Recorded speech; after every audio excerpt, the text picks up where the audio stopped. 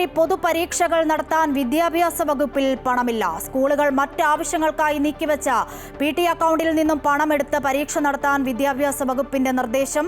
ഇത് സംബന്ധിച്ച പൊതുവിദ്യാഭ്യാസ വകുപ്പ് സർക്കുലർ പുറത്തിറക്കി. വാർത്തയിലേക്ക്.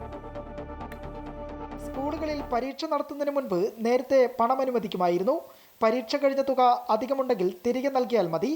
എന്നാൽ ഇത്തവണ കാര്യങ്ങൾ എളുപ്പമാകില്ല.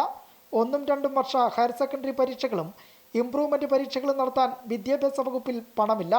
പരീക്ഷ നടത്തുന്നതിനായി ക്രമീകരിച്ചിട്ടുള്ള ഡയറക്ടറേറ്റിലെ ഹെഡ് ഓഫ് അക്കൗണ്ട് കാലിയായതാണ് പ്രധാന കാരണം.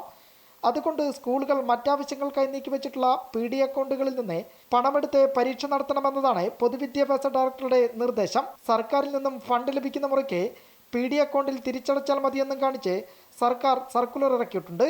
പൊതുപരീക്ഷകൾക്കായി സർക്കാർ കുട്ടികളിൽ നിന്ന് ഫീസ് ഈടാക്കാറുമുണ്ട്. ഇങ്ങനെ എത്തുന്ന പണമാകട്ടെ ഡയറക്ടറേറ്റിലെ ഹെഡ് ഓഫ് അക്കൗണ്ടിലും. എന്നിട്ടും പണമില്ല എന്ന് പറയുന്നതിൽ ദുരൂഹതയുണ്ടെന്നാണ് ഒരു വിഭാഗം അധ്യാപകരുടെ വാദം. പരീക്ഷയ്ക്ക് ചിലവാക്കേണ്ട പണം വകമാറ്റി ചെലവഴിച്ചതാണ് പ്രതിസന്ധിക്ക് കാരണമായതെന്നും ആരോപണം ഉയരുന്നുണ്ട്. അമൃത ന്യൂസ്, തിരുവനന്തപുരം.